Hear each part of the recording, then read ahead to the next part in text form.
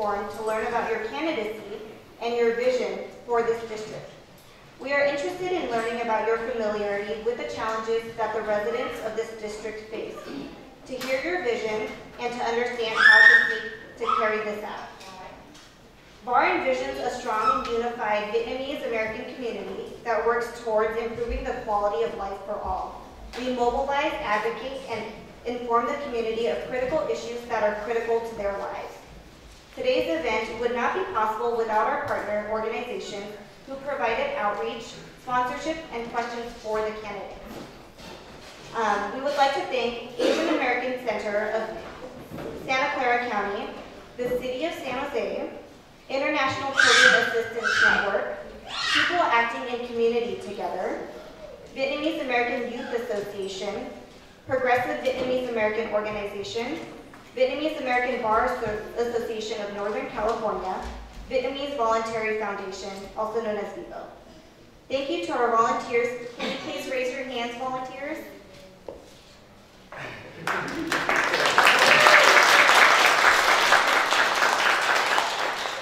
The volunteers helped us put this event together, so we really thank them for that. And in particular, we would like to thank Pam, Fan, and V. Nguyen for translating today's forum.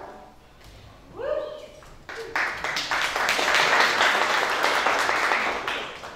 Chào mừng quý vị đến với diễn đàn dành cho những ứng cử viên khu vực 7 của thành phố San Jose.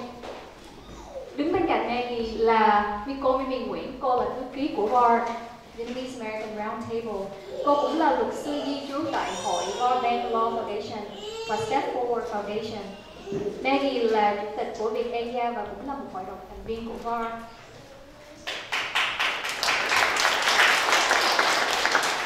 Chúng em xin bắt đầu diễn đàn ngày hôm nay với một số thống kê về khu vực 7 từ bản điều tra dân số mới nhất. Đa số dân sinh sống tại khu vực 7 được xếp vào nhóm người có thu nhập thấp đến vừa phải, với thu nhập khoảng 79.000 hoặc là thấp hơn. 5% cho tới 19.9% dân số đang có mức sống thấp theo tiêu chuẩn của liên bang. 2/3 tổng gia đình nói được một ngôn ngữ khác tại nhà ngoài tiếng Anh. Trung bình chỉ có 37.4% hoặc thấp hơn người tốt nghiệp với bằng cử nhân. 53% là người đi thuê nhà và nơi ở đa số chật chội hơn, từ 10 cho tới 20%. Mặc cho những thống kê trên, khu vực 7 là nơi có nhiều gia đình kiên cường nhất. Họ là những người nhập cư đã xây dựng lại cuộc sống của mình ở đất nước này, mang theo nền văn hóa ẩm thực và truyền thống của mình đến với thành phố này. Một ví dụ điển hình là khi Coyote Creek bị lũ lụt, người đã cùng nhau làm sạch và xây dựng lại khu vực này. Khu vực 7 là nơi có nhiều người Mỹ gốc Việt nhất so với những nơi khác trong thành phố. Đó là lý do tại sao các tổ chức cộng đồng người Việt cùng nhau tổ chức diễn đàn ngày hôm nay để tạo cơ hội cho người dân lắng nghe các ứng cử viên chia sẻ tầm nhìn của họ về khu vực 7. Chúng em rất quan tâm đến sự hiểu biết của các ứng cử viên về vấn đề người dân nơi đây phải đối mặt, đồng thời hiểu thêm cách họ sẽ giải quyết những vấn đề ấy như thế nào. VAR hướng về một cộng đồng người Mỹ gốc Việt mạnh mẽ và gắn kết, cùng nhau phát triển chất lượng cuộc sống cho tất cả mọi người. Chúng em sẽ huy động, biện hộ và thông báo cho cộng đồng những vấn đề quan trọng ảnh hưởng đến cuộc sống của chúng ta. Sự kiện ngày hôm nay là sự chung tác với các tổ chức sau đây đã hỗ trợ, quảng bá, tài trợ và chuẩn bị câu hỏi cho các ứng cử viên. Asian American Center of Santa Clara County, thành phố San Jose, International Children Assistance Network ICANN, People Acting in Community Together, PAC San Jose, Progressive Vietnamese American Organization, Vietnamese American Youth Association, Vietnamese American Bar Association of Northern California, Vietnamese Voluntary Foundation.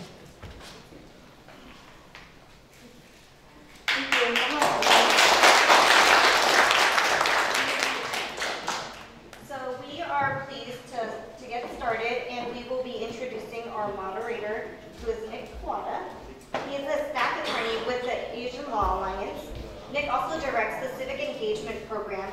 manages the community-based organization network that ALA heavily relies on for community outreach around the census and redistricting.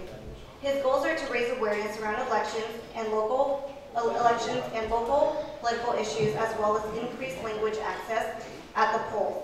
Nick is also in charge of registering new voters and working with the community to ensure the elections are fair and accessible to new immigrant communities.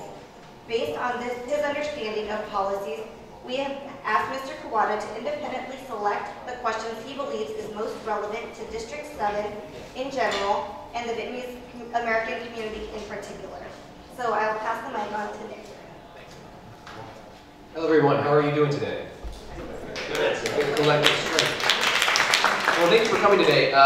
One of the most important aspects of my job is to integrate immigrants to our community. Now, I've personally learned a lot from my clients. A lot of these folks who are new to this country have had to struggle to become U.S. citizens, to register to vote, to learn a new language, to learn how to become part of this government here, and to learn how the government works out here.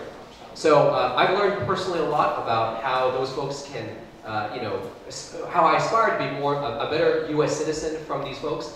And I think a big piece of that today is thanks to the work by Vietnamese American Roundtable and the other folks who collectively come around the table. Now, we forgot to mention, partly because they were the ones making the announcement, that we should also thank the executive board of Vietnamese American Roundtable, notably Mimi, who was just speaking, Maggie, Christine, Hui, and Tone, Kevin as well. Thank you guys so much for putting this together, because without your help, we wouldn't have had this opportunity.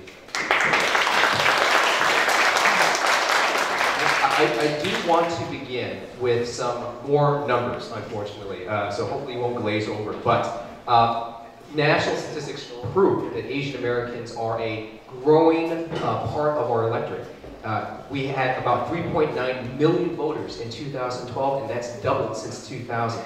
We've been adding about 500,000 more voters every 4 years, so this is a continually growing part of our electorate that will need addressing.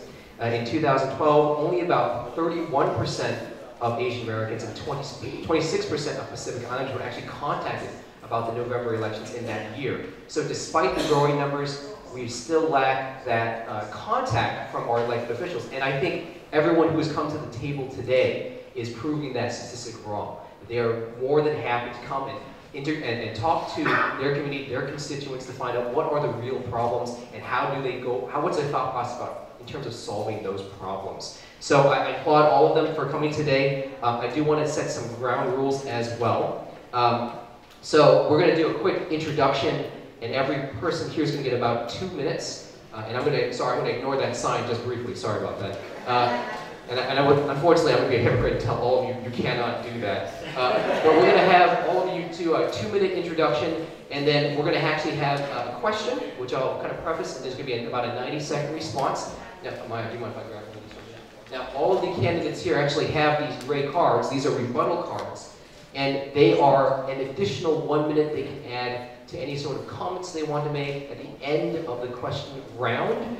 They can also hold on to those cards.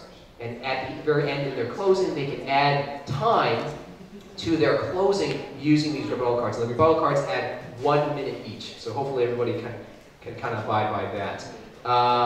The cards in the back, as you see, I've unfortunately definitely noted already. The yellow card is a 15-second warning, and the orange card is a stop sign. So please heed those as well.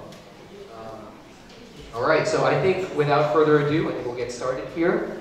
Now, I do have to preface all the questions that we will be talking about today were actually sent to us from the community. We are also, I believe, taking questions today as well, so if you do have questions, please make sure that they are sent to Christine over here. She's got pieces of paper, and we've got pens as well.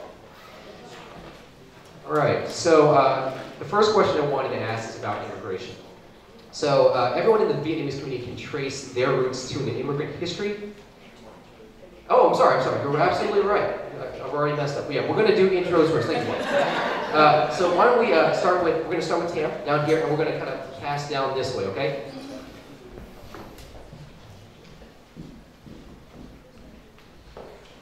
Good morning, welcome to this 7th. I'm so proud and happy that you're here today. In fact, this is historic. This is the first time the Vietnamese American with a young leader stepped up and do something good to engage the community. So I appreciate that. I'm humble. 43 years ago, a lot of us came to America as a refugee, literally with a shirt on my back. And since for the 43 years, I never stopped one single day working. And then as soon as I got out of college, I never stopped one day of volunteering.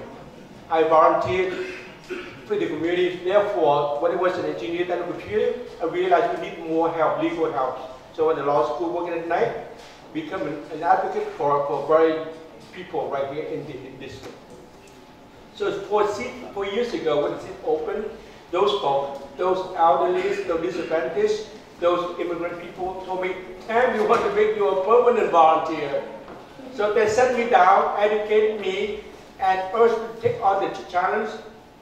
All my life, if I survived death and refugee, I take on challenge. So I did.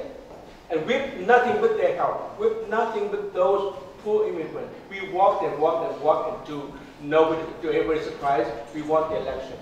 I want to continue that, to make sure that what we started on the voice, for the voice of the people, we get to continue. So therefore, for the past 3.5 years, we made history. For the first time, we have a voice of the Vietnamese Community Center. We had achieved so many things. I turned around the Alma Community Center. We worked with the neighbors to drive away the human trafficking and the prostitution. And so my two key things to keep the community safe and clean, as I have walked with the trash for the last 3.5 years, and I will be honored to continue to complete the work we started. Thank you.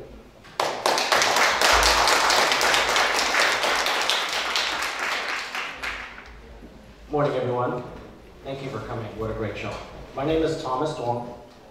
I was raised here since I was 7 years old. Came here in 1975 with my parents.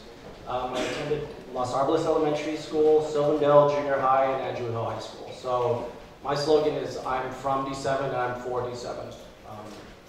I went to Santa Clara University, got a degree in political science. Then in 1992, I was commissioned as a second lieutenant in the U.S. Air Force. I served in the Air Force until 2000 as a military intelligence officer.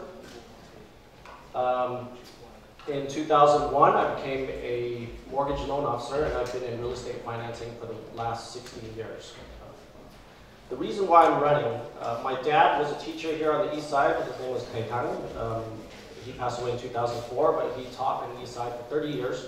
My mom was a secretary. She worked for the Department of Fair Employment and Housing here, and she's retired now. And so you could say the public service is in my blood, and now I'm really committed to being a public servant again. So there's a reason why there are 6 challengers challenging an incumbent, probably in the history of San Jose politics. So there's a desire for change in this district. There's a lot of things that need to be changed. So my #1 priority is affordable housing. We do not have affordable housing in this district. We don't have it in this city. And City Hall needs to make some changes to its general plan so we can really affect some change for our community, especially in District 7, which is a high needs community. The homeless issue here has been the worst it's been in my entire life living here. Those are my 2 top priorities. Obviously, as I walk around the neighborhood, I've knocked on 6,000 doors so far, and public safety is a huge concern for the residents in this district. And thank you. I went over. Thank you.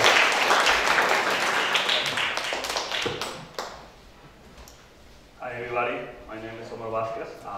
Thank you for hosting this debate. And for me, it's an honor to run next to amazing people here, everybody, and to challenge Councilmember Tan Nguyen.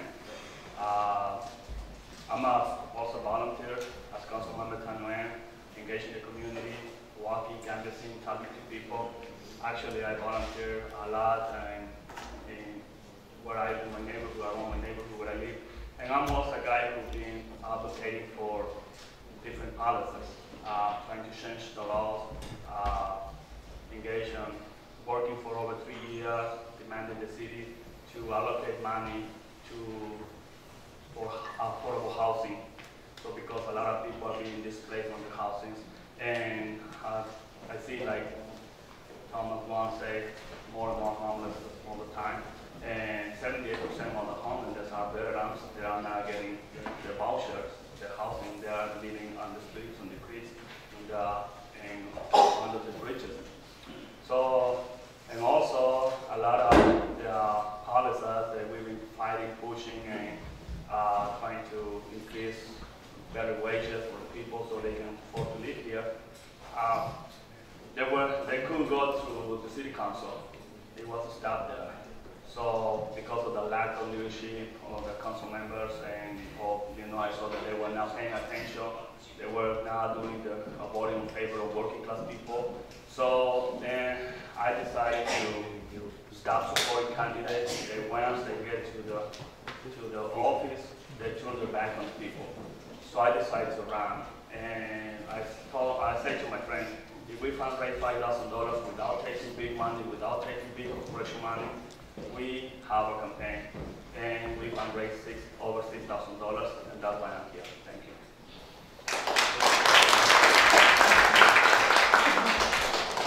Hi, good morning.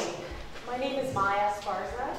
First off, I'd like to thank everybody here making time out of a busy Sunday and of the organizations to give all of us this opportunity to come together because we all really care about our community. A little bit about me. I'm from San Jose. I have a record of public service for over 20 years in my community. Some of it in government. I worked several years for Congresswoman Zolofman, and some of it in nonprofit, including founding nonprofits. Where I see a need, I will go and meet it. I have served the community on the Franklin McKinley School Board, where we were able to do some really important work, even in a tough budget, by being smart and strategic. And I'm running because District 7 needs new leadership.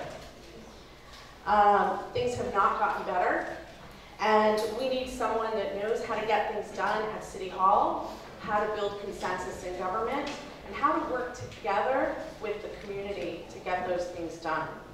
I'm here because, like you, I want to make District 7 stronger. I want to work together to do that. Thank you.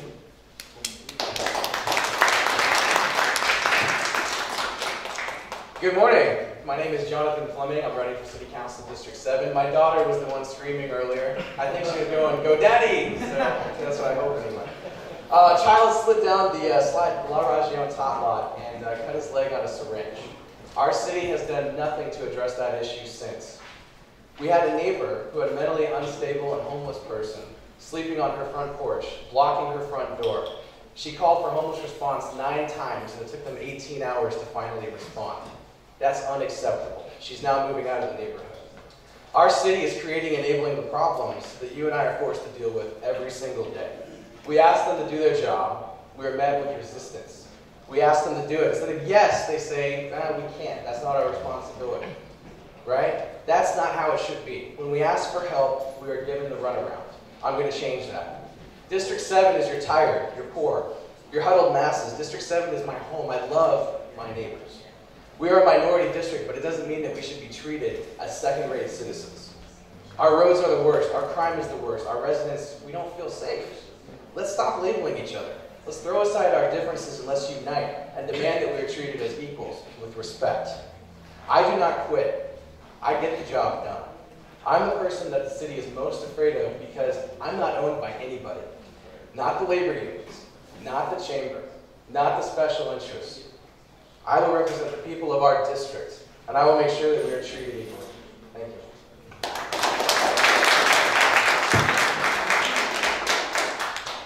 My name is Van Le, and I'm running to bring back honor and dignity to our community. Because many a former incumbent supporter came to me and said how much shame and dishonor that incumbent brought to our community, and they asked me to run. Besides that, the incumbent has used a dirty political tactic to accuse me as a communist, and I have to stand up with this type of bullying and intimidation, especially as a Vietnamese woman. Please go to galitoday.com and watch the interview for fact check to understand more about the incumbent's broken promise and flip-flop decision and later for my response. I believe that government needs to have a leader with ethic, honorable and patient and transparent, and who will listen to their constituent voice, build a consensus, and find a solution to work collaboratively with all stakeholders.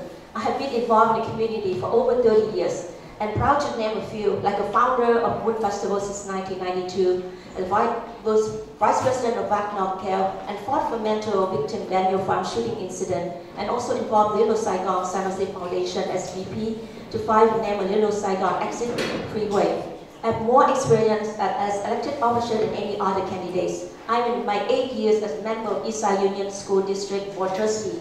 My accomplishment on the board involved safe district over a million, believe I have fiscal responsibility, I closed the achievement gap, and also that I championed the resolution to honor the Vietnamese South Republic of Vietnam and fundraiser for homeless students. I'm also pleased that every board member who I serve who has endorsed me for City Council, that this is the evidence of my ability to communicate, to work with everyone together to achieve consensus on the issue, to work collaboratively with parents, teachers, students, type of leadership, City Councils, District 7.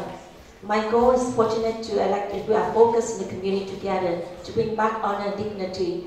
And San Jose will be my home now. Is we focus on communicating and working together to make community a great place to live and work and raise family. Thank you. Hello everyone, my name is Chris Lee. I'm a tax auditor and I'm running for City Council District 7. Trong 300 năm lịch sử của thành phố San Jose và 20 năm chế độ Việt Nam Cộng Hòa, 43 năm tị nạn cộng sản tại San Jose, chúng ta chưa bao giờ thấy một vị dân cử mang hai ông cụ 90 tuổi đi ra tòa kiện 11 triệu đô la.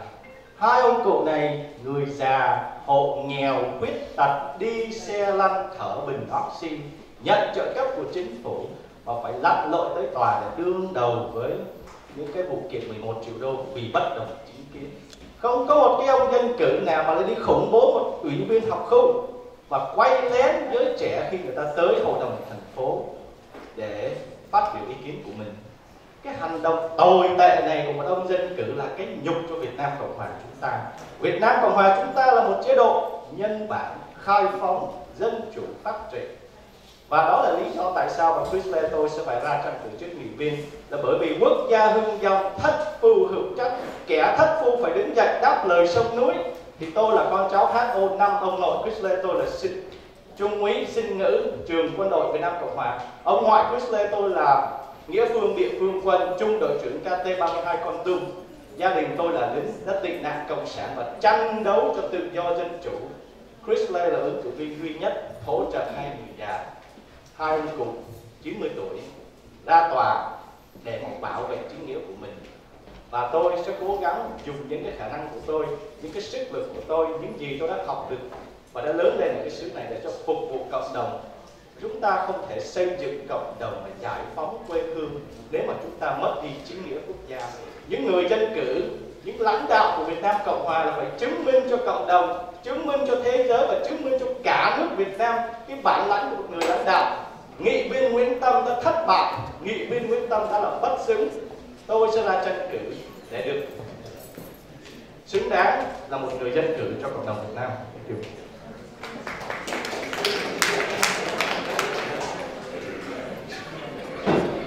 So thank you very much for the introductions, everyone. And I did want to remind Chris that we do have a number of individuals here, including myself, who don't speak Vietnamese.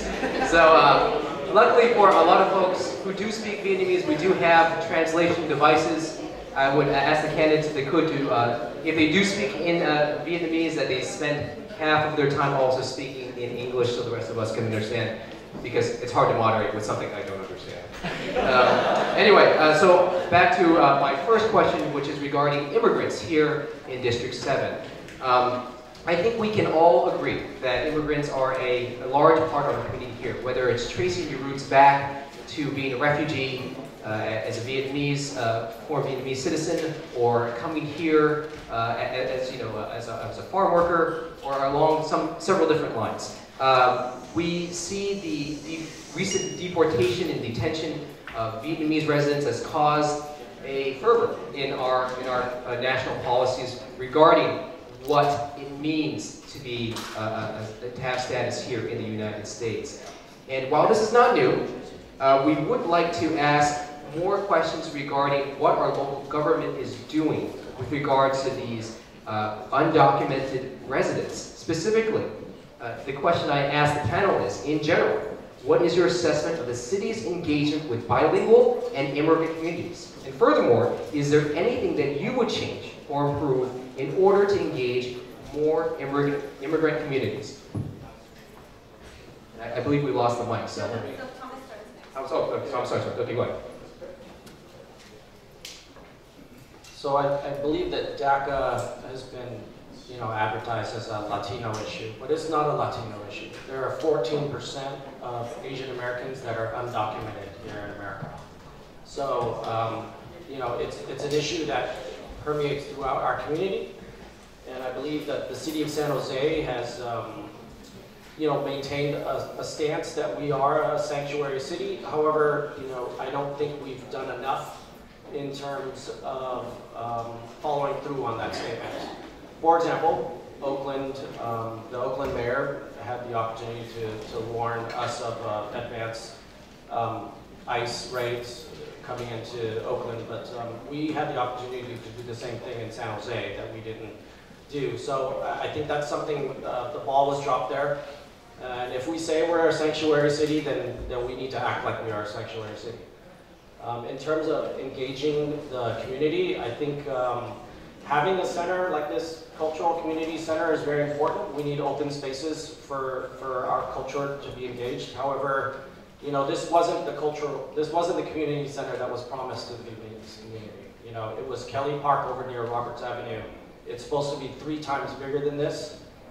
We are the largest Vietnamese population outside of Vietnam.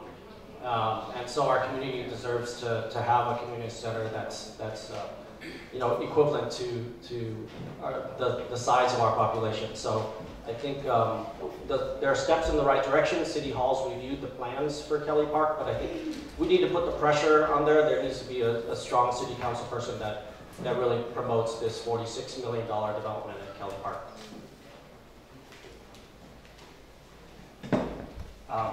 For over 5 years, I've been advocating for immigrants.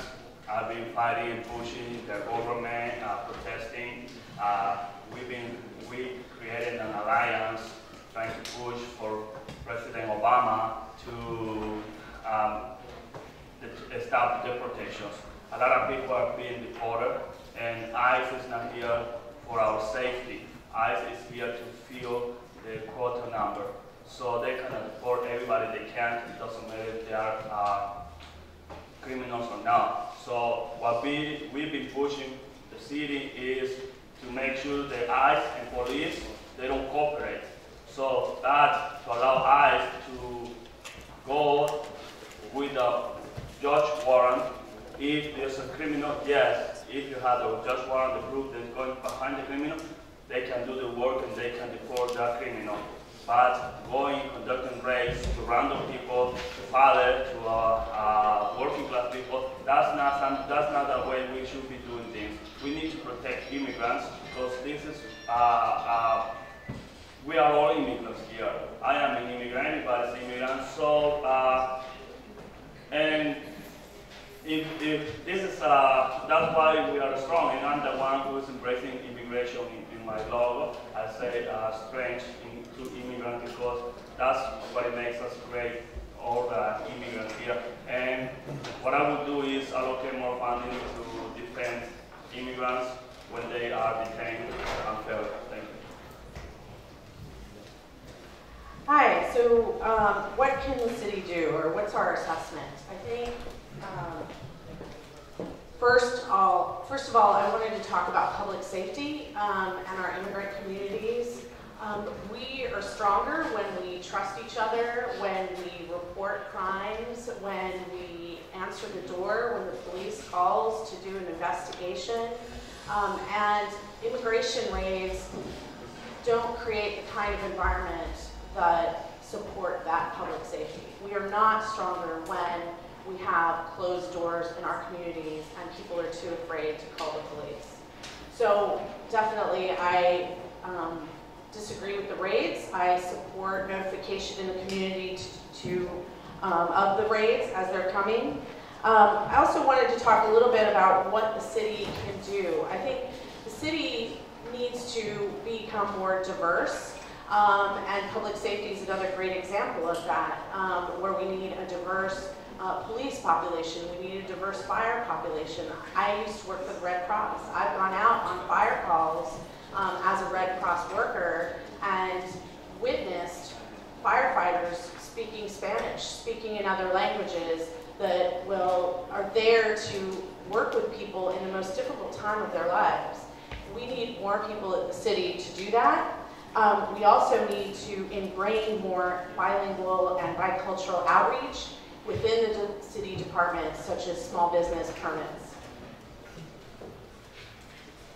So I believe that if you're a good person and you're contributing to our society, you should be here. You should be an American. That is the dream.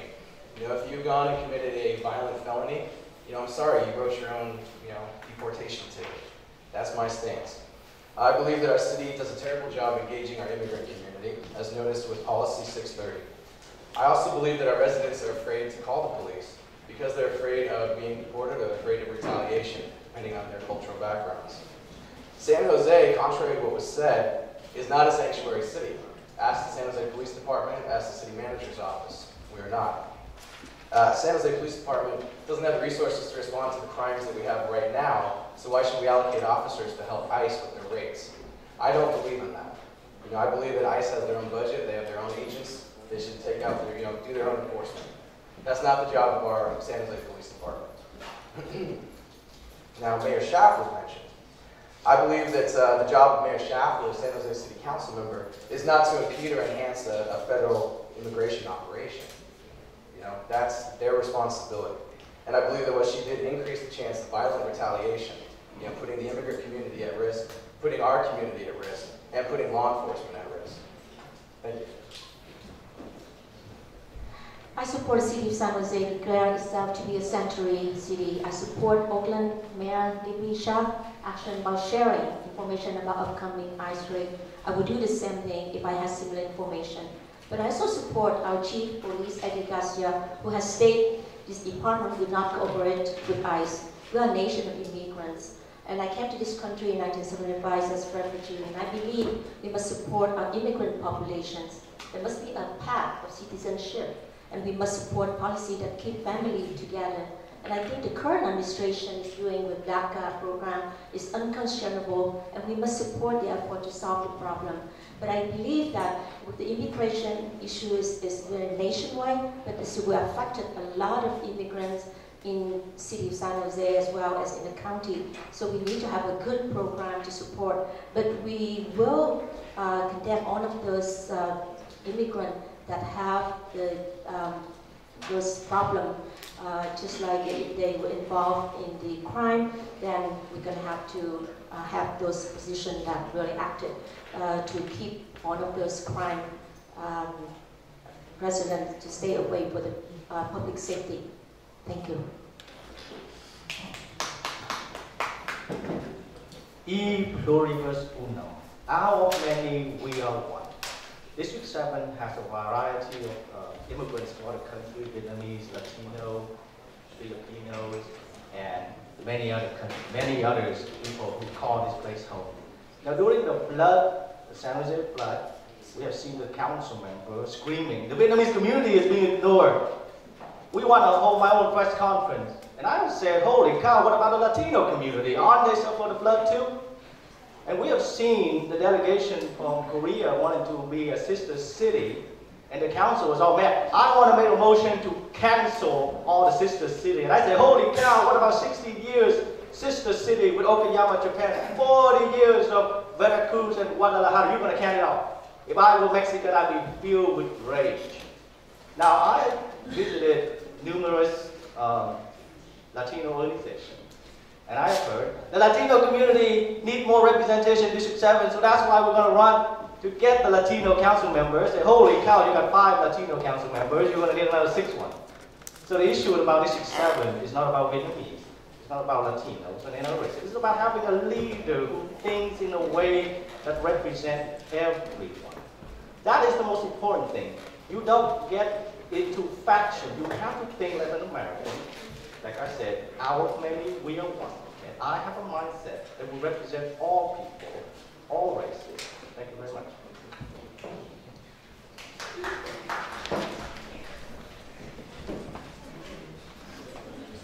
Very briefly, I called that country because District 7 was ignored. We flooded in Rock Creek, the conference was District 3. So I rectified the record. I think for more sister city, they blame on no cost because of the shortage of money. I said, so why we just focus on few city? Why we didn't revisit the whole issue? Anyway, on immigration, I think the city of San Jose did a very good job of reaching out, being balanced, most provided safety, but also not waste our scarce resources on immigration, on ICE rate. Therefore, 2 weeks ago, I held a town hall meeting at Maria Goretti Church where the assistant chief police came and made clear, very clear.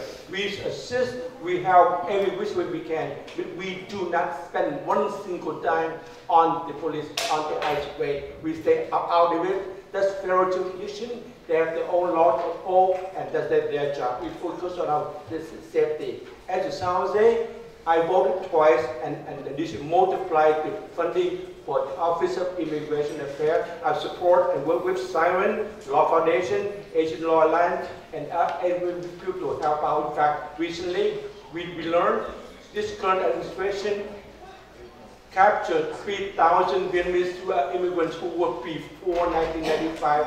That's against the law. Therefore, I support the former ambassador's decision to resign at OCS on that basis of cracking down. Therefore, we will do more to help immigrants. Thanks, Brandon. I wanted to give the opportunity for the panelists to use rebuttal cards. Does anyone want to use any rebuttal cards at this time? If you do, please raise your hand, and we will come and collect those cards. Okay. We'll move on to our next question then, our next round.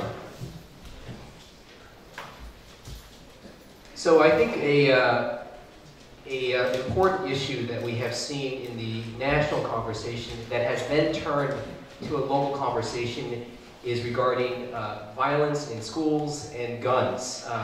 Specifically this past month, hundreds of thousands of protesters marched on Washington, D.C. in the March of Our Lives movement, an event organized to highlight the issue of gun violence. Many demand that stricter laws be enacted to reduce access to these guns. However, gun proponents have pushed back that it is better to ensure that there are armed guards at our schools. So specifically, what approach would you support to ensure that our schools are safe, gun violence aside or included? First of all, I oppose to armed teachers. We don't have budget to improve our education, our current education, and we want to arm teachers. I oppose to that. I don't think we should be allocating money to put more guns in the school. Yes, we need to protect our Second Amendment. We need to make sure we have the right to bear arms. We need to keep our guns, but we have to make sure that people with mental ill problems, they don't have access to guns. So they have to go through a background check. And also, we have to make sure the fully automatic assault weapons don't go to hands like for criminals. We have to put a restriction on those weapons, but except for police officers and the military, they should be allowed, the police officers, they should be allowed to have their assault weapons and everything they need in order to fight crimes. But we have to make sure that people, they don't have the fully automatic guns in their hands. especially like mentally people, they need to be, they have a background. And yet, I'm really opposed to armed teachers. We don't have money to grow our education. How are we going to allocate money to put more guns inside the school? First, guns have no place in our schools, period. As a former school board member at McKinley, we worked on a lot of school safety measures. I personally worked on a land swap with the city so that we could secure Shirakawa School. So it started with securing our property, conducting active shooter drills, having the police force that is large enough. We had one school officer in the SJPD when I was on the school board. So the truth is, we need more than one thing. We need a stronger police force, we need a stronger mental health community, and absolutely I am opposed to armed teachers, and I do support I do support students speaking out. Having an engaged youth is a wonderful thing, and I cannot imagine why we would want to shut the door on our youth being active and speaking out and getting engaged in our political process. That's something we need more of and not less. So I believe that we have a mental health crisis in San Jose, across our county and across our nation. And we need to open up health treatment centers, county-wide, like Agnew's, to help this issue. That's really the problem. We need to treat the disease, not the symptom. Guns in school. Why don't we talk about guns with our park rangers who can't arm themselves and protect themselves on the creeks? That's what we need to focus on first. That'll help with drugs. That'll help with the mental illness problem that we do have. Let's start there. We also have limited ability for our students to get out their aggressions naturally. Contact sports have been shunned. Things like football, things like wrestling, things like boxing. Where are our students supposed to get out their aggressions? Where are they supposed to voice their concerns? As a council member, I look into grants to create safe spaces for our students to get together in a group and maybe air their issues, talk in a safe space so that they're not retaliated against, so that they have a group to talk with and get these out verbally rather than through violence.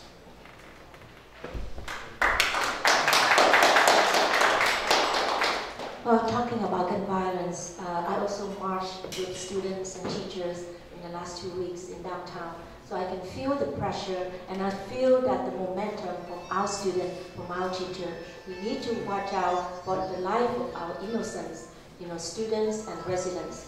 But I believe that we do support student protest gun violence, and I believe our gun laws need to protect the right to bear arms, but no one needs an AK-47 or other automatic weapons. We need background checks, and those with a history of mental illness should be prevented from owning a gun.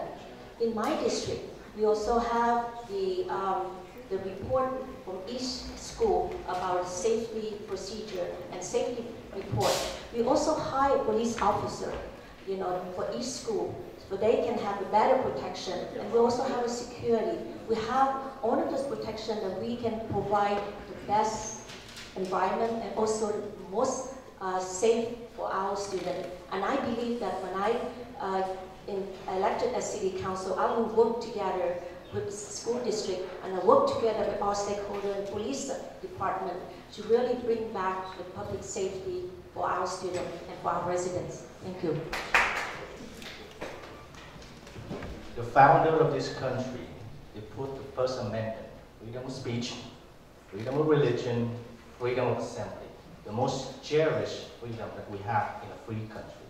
And they put the Second Amendment, the freedom to own guns. To do what? To protect the First Amendment.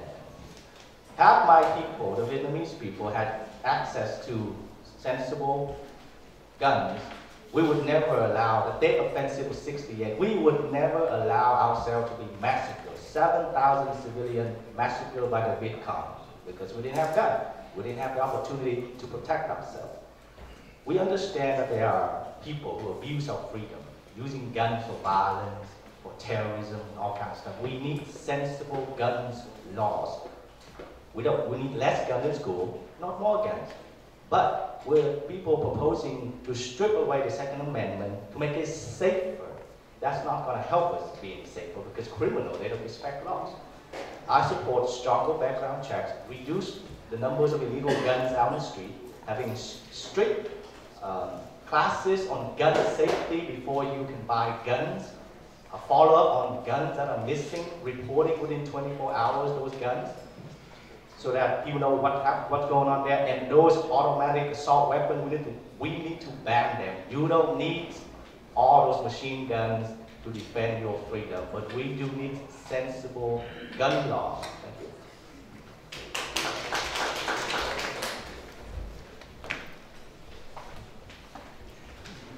Thank you. Thank you. This school where teachers teach and students learn, and we need a very nurturing environment to provide for education. I believe gun safety is a terrible American tragedy. I'd rather have all the resources geared toward providing for police force. What the police can do their job of protecting our community, safe neighborhood, and guns. And schools is one of the places that I need really more support for police protection.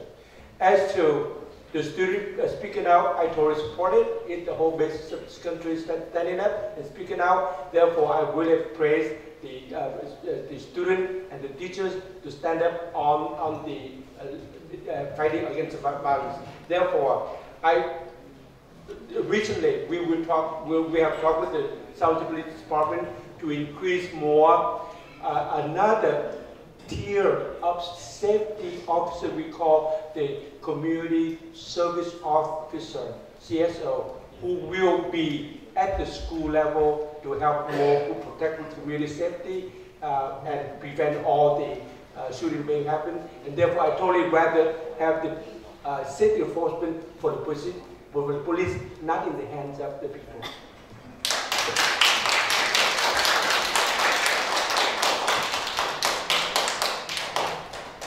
I'm a military combat veteran, and I've fired the M16, the AR-15, the M60, and there's no place for that weapon in civilian society. So I'll just put it at that. You know, in terms of public safety for our schools, you know, we have a police force. Our population in our city is over 1 million, and we have a police force of 900 officers. And we're in a precarious position. So if we were to have an event like they had in Florida, I don't know if the city's prepared to react to something like that. So we are severely understaffed in our police force, and I know the mayor and the city's, you know, taking efforts to do that, to replenish the staffing of the police force, but it takes time. You know, you only graduate 100 or so officers per year, and those are 100 new rookies being introduced into the police force. I think the biggest concern for me in terms of public safety in our schools is the homeless issue. So, you know, when I was a kid going to school at Andrew Hill, we used to be able to go to Coyote Creek and collect our science experiments and do our blood collections. The kids can't do that anymore because it's too unsafe for them. You know, so to me, that's a bigger concern. You know, Jonathan was telling me, you know, or some people were telling me about the little leagues are thinking about canceling, and they've literally, you know, their fields are littered because of what's going on with the homeless issue. So it's got to be addressed. Candidates, did anyone want to use a rebuttal card at this time? Anybody? Okay, moving on to our next question.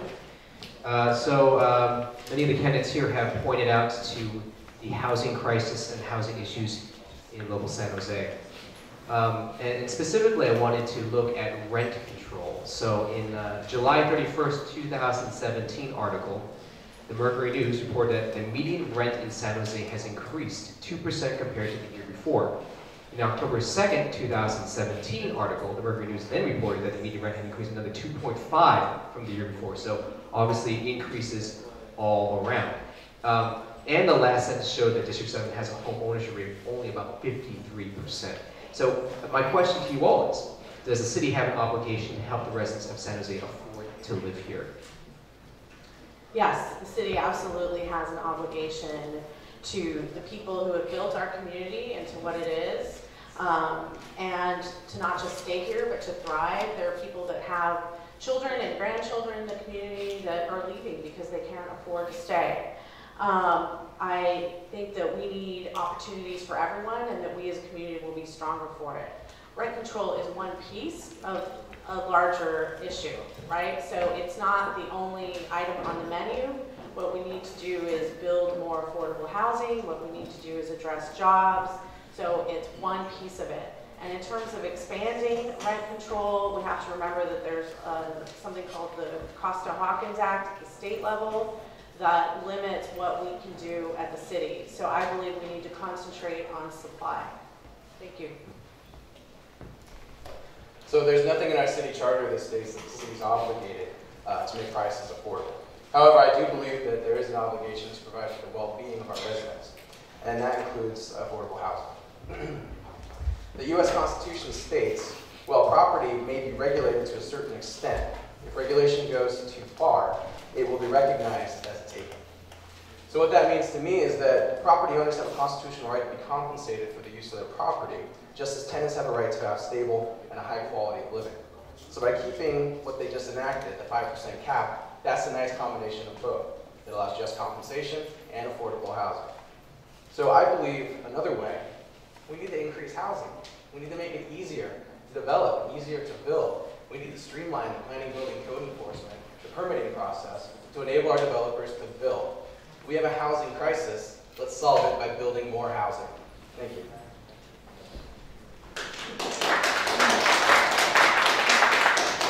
Under our mayor leadership, we have brought many companies and jobs to San Jose, but we must continue that effort. But we realize that we are in a housing crisis, and the prices skyrocketing, rent is soaring, and many of our friends, family, neighbors, and especially our children no longer afford to live in the city where they grew up. In the general plan calls 25,000 housing units to be built in the next 5 years, with over 10,000 units classified as affordable. But we must increase our inventory. We should encourage more mixed-use development. And we need to work with stakeholders in the community to look increasing house unit, encourage in-law unit construction as a source of affordable housing unit, and streamline the permit process to get this unit online as soon as possible. I also support expanding the RLO to include more units such as duplex and new apartment because of the lack of housing inventory. And I support Senator Wojtkowski. You're making it easier to build in-law units as a potential source of affordable housing and increase our inventory. So by increase on house inventory, we can check the drastic price increase. We'll make sure our children, family, and neighbor can continue to live in the city they come. Thank you. As an elected leader, the number one quality is trust. You must be able to trust your elected leader. Councilor Tam Nguyen voted against affordable housing. Councilor Tam Nguyen voted against rent control. Councilor Tam Nguyen took so much money from real estate firm, construction firm, and any other firm who are against affordable housing. So how can we trust an elected leader who took so much money from special interests and talk about affordable housing? You're not going to make money selling affordable housing. If you're in real estate, the higher you sell, the more money you make. So that is the issue that we have to consider ourselves, the issue of trust. Now, I do believe that the government has an obligation to provide affordable housing. We might not spend money to build affordable housing, but we can make regulation, we can reduce zoning restriction, we can make laws, we can encourage investment, but we have a moral obligation to make available affordable housing.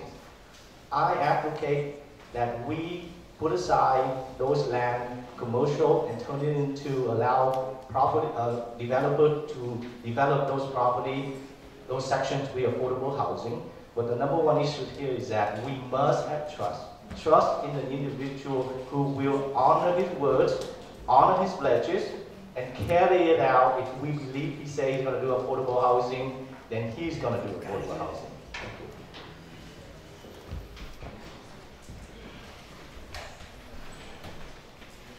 one more time, I've been attacked for the wrong fact. The record said very clear.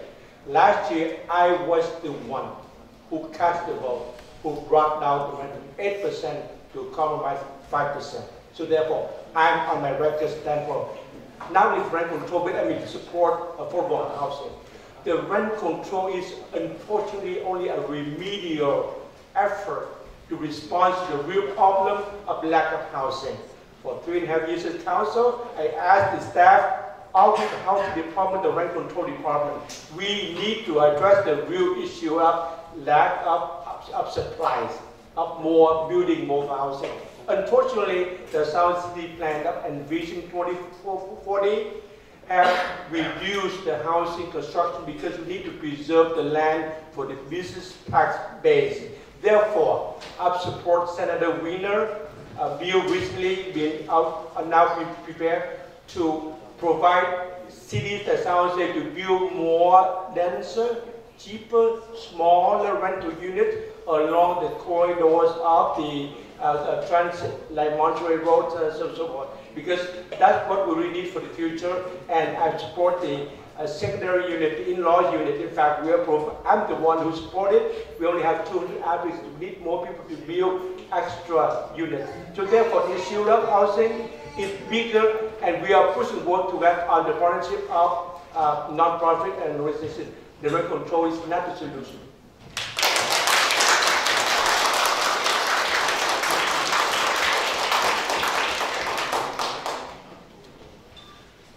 I would refer to the incumbent's voting record on the Renaissance project as a nay to affordable housing. I don't think that statement is accurate for what you just did. In terms of rent control, I believe the city has a moral obligation to provide every opportunity for its residents to live here. The flaw is in the city's general plan. Okay? There's a document or a reference to urban villages to build higher density, along major transit corridors. However, our zoning is all for commercial. So right now, the city can't accommodate the plan to add additional housing units. You want rent control, the best way to do it is to flood the supply with affordable housing. And we need the city to approve developer plans to build affordable housing in our areas. For example, the Valco project. There's a developer who used Scott Wiener's Senate Bill 35 to fast track the development, and they put in a plan to put in half affordable housing units in that development. I mean, I think it's brilliant. I think the residents of Cupertino probably aren't going to be too happy about it, but I think the quickest way to bring affordability back to San Jose is to change the general plan. Let's put some pressure on City Hall so we can start building some affordable housing units.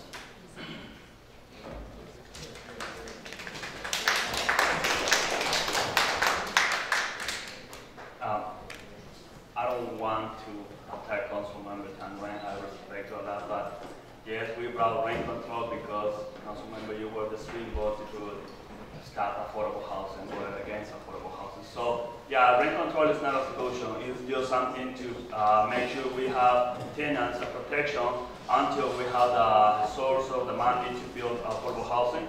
So we need to stick to the 2040 general plan, but with a smart growth. So where we allocate of money to build commercial businesses, but on top of that, apartments. So we need to fight with demand that we supply. We need to make sure we have enough apartments so tenants, they can choose to live in a complex with this maybe smaller and cheaper and something more better. So we need to have these supplies, this demand, because if you don't build more apartments, then everything is going to go higher and people are living in San Jose, or they are living packed in one apartment, 2, 3, 4 families. Right now, when I'm door knocking, I see the living room is becoming into another bedroom. And that's creating a high density problem, parking problems in our issue, and also garbage in our streets. And for the last 3 years, I've been working on these issues on affordable housing. and making sure tenants and working class people, they have the right to live here, and at least they can afford to stay here. And run out of time. Thank you. All right, I'd like to recognize Tam for 1 minute, please. Very briefly, Mr. McDonald mentioned the 2500 Center Road Renaissance. In fact, this issue that I agree with Jonathan and Valley who are opposed because it's not affordable housing. It's building for the homeless to stay there. So therefore, not me, but all the residents oppose it.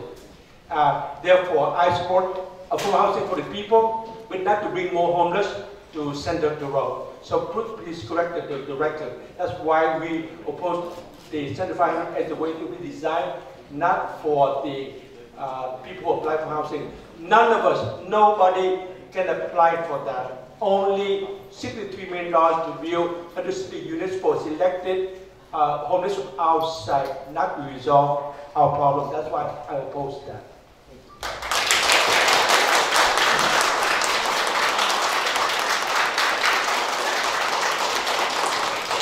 I would like to recognize Van for 3 minutes. Well, first of all, I would like to take this opportunity to say thank you to the organizing committee and also the moderator, Nick. I have to leave early because I have a fundraiser event which is happening right now in Grand Fortune restaurant. And I already mentioned that earlier with the organizing committee that I cannot stay the whole time. And I want to use my rebuttal cards for that 3 minutes, right? Okay. For my last remark. So I think if you share that, fair and share that I will send my last closing remarks. I want to say that this is an opportunity for everyone to understand about each candidate. And I really want to say rebuttal with the question that Mr. Tam Nguyen, incumbent of City Council, mentioned about the 2500 Center Road. The project was not transparent. And I'm a neighborhood with Delbert and also David. We fought for that project because the process was not transparent. And we came to the City Hall and really we voiced our opinion, and that's one of the time that Tam Nguyen changed their opinion. I also want to say that I've been involved in the community for 30 years, and you can look at my track record. I came in 1975 with that one word of English. I worked very hard, earned my graduation at San Jose State University, and became a successful business owner. And I devoted my time as the Eastside School Board trustee, 8 years right now. So I believe that I have the best candidate and also have experience to take the District 7 as the new leadership for District 7. And I also want to mention that I will bring the leadership and collaboratively approach to the City Council. I want to focus on public safety, housing, homeless, and job creation, and also for Vietnamese projects. And I believe that we all work together as all stakeholders. We want to have the best thing for District 7. And I also want to say, everyone who wants to look into my website, www.vonley2018.com. I want to say something in Vietnamese also because I know that a lot of audience probably would not really reach out as much and would not understand this forum. Vâng Lê xin cảm ơn sự hiện tất cả các quý vị và Vâng Lê cảm ơn ban tổ chức đã cho Vâng Lê có cơ hội lên ngày hôm nay. Vâng Lê là một ứng cử viên sáng giá đã phục vụ cộng đồng trên 30 năm nay, và Vân Lê hy vọng rằng là tất cả quý vị nhìn thấy được những gì của các ứng cử viên và bỏ phiếu cho Vân Lê. Quý vị có thể vào trong website của kalitoday.com để thấy rằng là những ý kiến của người nghị viên huyện Tâm đã nói về những cái project, những cái công việc đã làm, và cũng như là của nói về Vân Lê flip flop. Và xin cảm ơn. Thank you.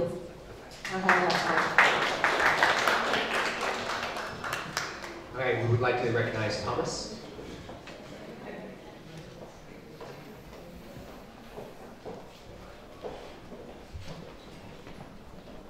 This is in rebuttal to Councilmember Tam Nguyen's comment. He mentioned that he didn't want homeless in his neighborhoods. Well, I hate to tell the incumbent, but there's homeless in our neighborhoods. And the Renaissance Project was one way to house them. The homeless are a public safety hazard for our children going to school. They're tying up city services for our police force. They're answering half their calls due to homeless problems. So I think the Renaissance Project was a permanent supportive housing project. There are Measure A funds that the county can provide. It was all, paid for. It's just something that would be good for our community. And it's something that I think the other the candidates here have fallen behind as well to support. We just feel like the homeless issue is an issue that needs to be solved. Kicking them out, calling Caltrans and having them come back is not a solution. And I think you've seen that time and time again for the last 3 years. So let's do something about it.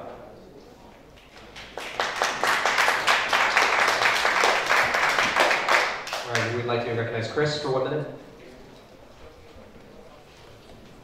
Once again, it's the issue of trust.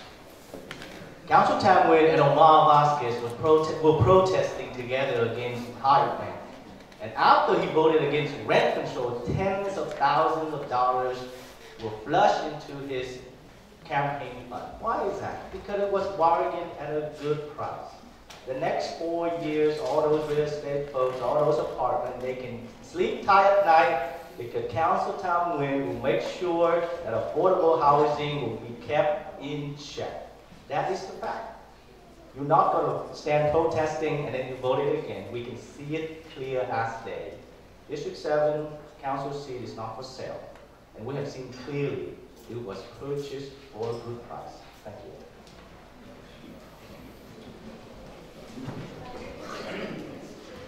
We've got one more from Jonathan for 1 minute. So on the 2500 Center Road project, I just want to make sure that the record is set straight. 162 units, 320 people, all chronically homeless individuals with mental illness, addiction issues, drugs, and alcohol, placed right in the middle of our neighborhoods, right in the backyard of our residential community. 162 units, 320 people. MIT PhDs have studied this, and they've shown that any facility with 53 persons or more for the chronically homeless will impact our community, will increase crime by 30%, will increase violent crime by 40%. We can't have this near our schools. I was the one that brought this to the attention of our council member who originally voted in favor of the project. After we showed him my research, he changed his vote. But it was too little, too late. He should have read the issue, he should have read the project, he should have been up to speed on it. He wasn't, he let us down. Thank you.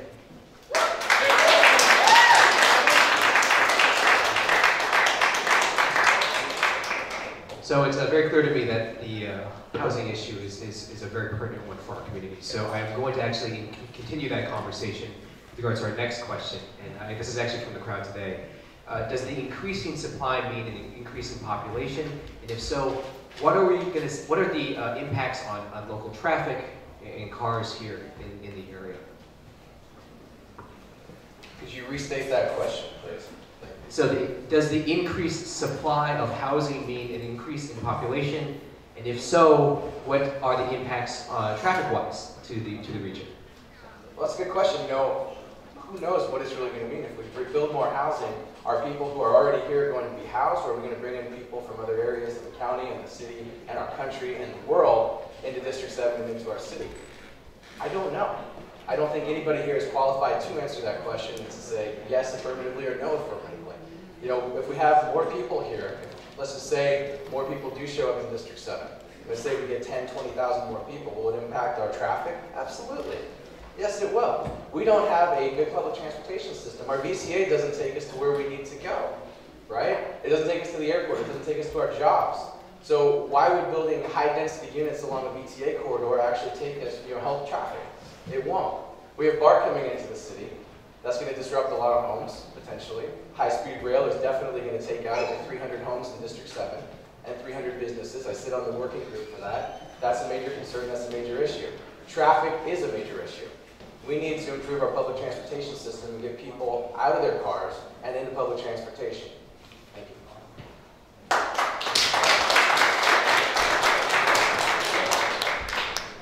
District 7 in San Jose is a good place to live. So that's why people all over the world, all over the country, want to come here to start families because we have good jobs, we have good weather, hopefully we have good government. But more people means more traffic jam, more wear and tear on our roads, more demand for goods and services. So there's one thing we can't do, is that we cannot deny people access to our city. If people want to come here, we need to open our arms and welcome here. But we need to make sure that our infrastructure is in place to serve those folks. Public transportation, we need to find a better way to improve our public transportation. We need to find a way to serve our community by using online systems so that they don't have to spend their time at City Hall, getting permits, applying for a business license, costing them valuable time. We need to make sure that we have a public safety system that addresses the growing population, that reduces crime, and to prevent congestion. So I openly welcome all those who want to call District 7 their home. And I will work hard to make sure that this will be their homes, and all the system, all the goods and services that the government provide will help them build a family here. Thank you.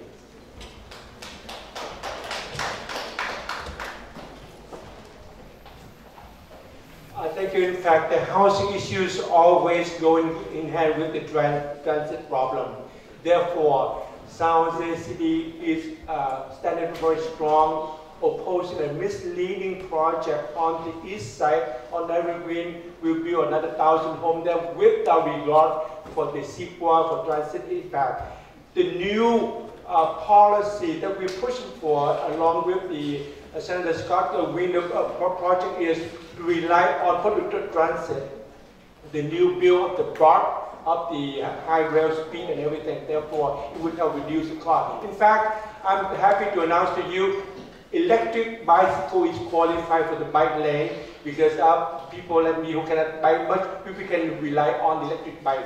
So for the future younger generation willing to ditch the old clunker and take public transit, use less car but more alternative, just like bicycle or scooters like we do in downtown now. Therefore, new housing will respond to the overwhelming need right now. This is correct. But we work with the transit planning, with spur organization to make sure it's urban, and we do it intelligently. Thank you.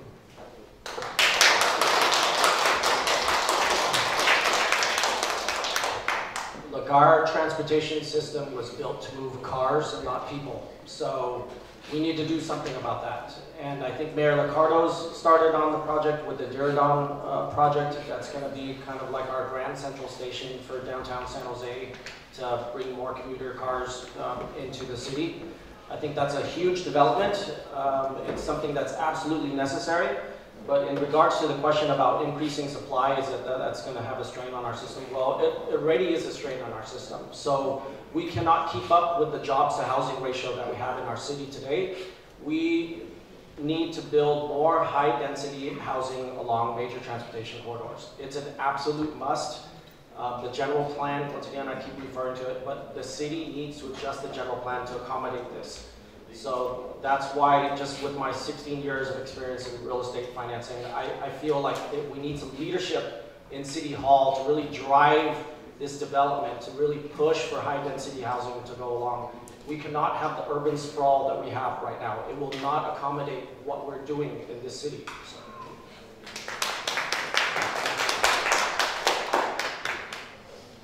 It's really good to hear that you guys have really good opinions about how to change things.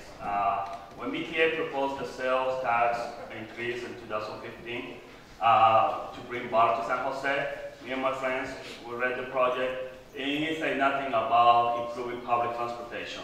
So we went to the BTA board and we demanded the BTA board to allocate $1 million to improve public transportation. So it took us 1 year because they didn't want to listen to us. So it took 1 year for us to get only 50% of that, $500 million. But so we have to serve it transit riders. We have to go to the bus stop. We have to hold meetings like this, big with 50, 100, the last one was 200 people, in order for them to listen to us. So because our official elected officials, they take so much money from corporations, from big oil, from gasoline, the oil industry, insurance, and big corporations. They don't want to do changes because they need to spend highways to have more cars. They don't want to do these changes. So I've been already doing a lot of issues on housing, on the smart growth, opposed to the evergreen housing. I mean, they call it housing, I don't know what. Because that's going to create more problems. Now with Google coming to San Jose, it's going to create more problems. So that the solution is infrastructure. We need to build more infrastructure. So in order we can open the arms to the new people who's coming here. In Google, it's going to be 20,000 more people to San Jose.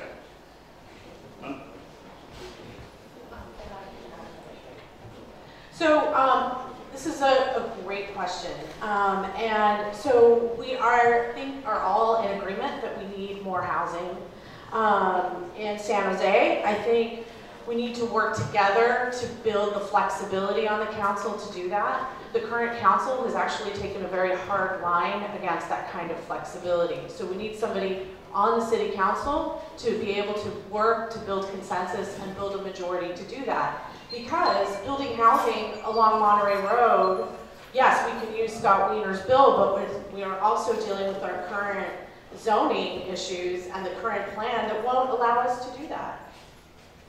And we need the flexibility to do that.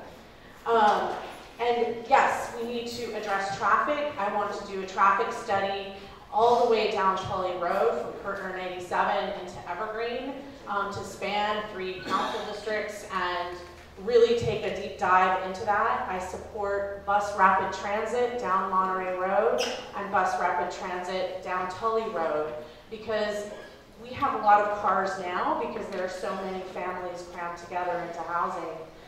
But we need a combination of housing and transportation solutions.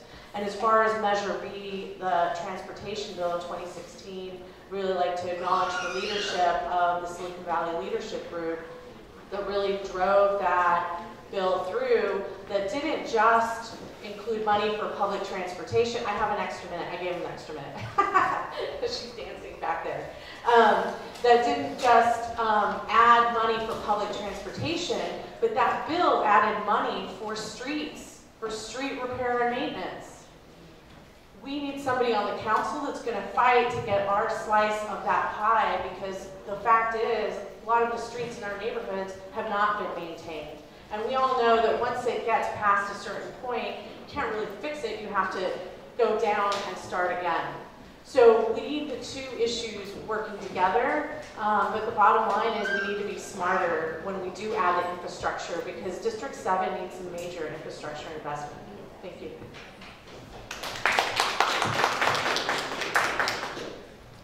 I think, unfortunately, we only have time for one more question, and I am going to ask that the members keep it brief so we can get out on time here. But the last question I have is regarding public safety. You know, the issue of police shootings has been a part of the national discussion for years, especially here in San Jose. And the San Jose PD has had its own history of racial bias and violence. The use of force by the police has been a national-wide issue, including California, where the Vietnamese American community here in particular, the death of Cao Binh Tran and Daniel Pham in the hands of the SJPD were particularly difficult to comprehend. So my question is, as the SJPD continues to rebuild its police force, is there anything that should be done to ensure that police officers can be effective in protecting and serving our communities while maintaining our trust, especially in communities with limited English proficiency? Public safety is a very important issue in District 7. We got to understand that we are a diverse district with lots of immigrants living in District 7. So we need to hire, recruit, train more police officers, community service officers who are fluent in the language or who are able to understand and serve that segment of the community. In addition, I believe that we should increase the number of community service officers who can take burglary report, who can go out and do administrative stuff, so we have more police officers who are in the field to do patrol, to respond to more violent crime. But we have seen that as we have built our police forces, but we have not increased substantially the numbers of officers who can speak an additional language, in Vietnamese or in Spanish. We need to work on that. Also, we need to address the mental illness. Most of these shootings happen because the persons needs to require not a violent approach, not a force approach, but a more psychological approach, so that we don't have to shoot.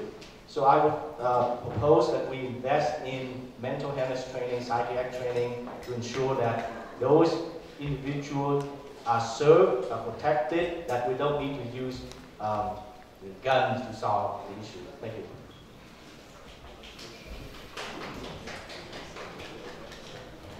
15 years ago, July 13, 2003, a young tiny woman in the kitchen was shot and killed within 3 seconds of responding. The news was she was only the cleaver. I was there. It was not a cleaver, it's a fruit peeler. I went to the store, I bought the peeler, I demonstrated, and I showed it and changed the dialogue. So that it pushed me into the advocacy of less violence from police. Therefore, right after that, the police house, they did change and they improved. I commend them for that. But still, we have a long way to go. I do agree. In fact, I advocate for and double the volume of the community service office CSO. I would like to quadruple that more, that we leave the armed officer from routine work. But I do support more. I agree that the sounds they should be more diversified, retain and recruit and retain more people with language ability, cultural training, and mental health education. Therefore, this is on the third direction, and the chief has committed. They will continue. So therefore, I think we're on the right track. We're not there yet, but I do love community to stand up. Please call, report, and stand up, request for more sounds APD. I think we together we do better for community safety and also for the safety of the situation where we diffuse it instead of violence.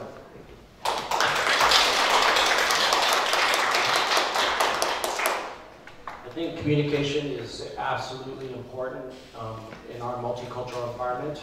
I think the incumbent hasn't done enough in terms of, maintaining a line of communication with the Southern Division Police Captain. As I knock on 6,000 doors, I hear from the residents, and it's unacceptable what's going on here. We need more response time. We need better police services to our community. There are residents and neighbors that are really wanting to leave the area because they don't feel safe. So in terms of having a stronger police force, I think the most important part is to engage our police force, have more communication between our police officers and our community, not just a coffee with a cop, but like true engagement with our police officers. I think that will create better understanding between the communities. Obviously, we need strong recruitment for more Vietnamese-speaking police officers. I know there was a big push for that, 10 years ago, and we need that again. So I think, the police captain's been doing a really good job in terms of conveying, police treatment of individuals. So I'm not going to address that, but I am going to address the need for our district to get more services to our district. Tell you what I'm doing right now, and what I've been doing for the last 5 years. I live in they call it the ghetto area. When we don't see the helicopter in 2 or 3 days, we kind of got surprised. It's like, whoa, we kind of got to climb in 2 days or 3 days. It's like, we are already there. So, people were demanding for more police officers. We called Captain Mata. Before that, Chief Larry Scabell, and Eric Garcia. We asked them, why are you guys not responding to the 911 phone calls? They said, because we are short-staffed. We are short like 600 police officers. So that's why we decided to canvass that area, host meeting with police in the community, like Thomas Guan was saying. We need to engage, yeah, we're doing that. Richmond did it, and Richmond is a really diverse community, and they lowered the crime by 70% and 0 police incidents. So that's what I'm doing right now in my neighborhood. Inviting police officers, inviting the people, trying to work together, cooperate. We are short-staffed, but at the same time, we've been asking people to vote yes for Measure A, so we can hire more police officers, so we can improve our safety in our community.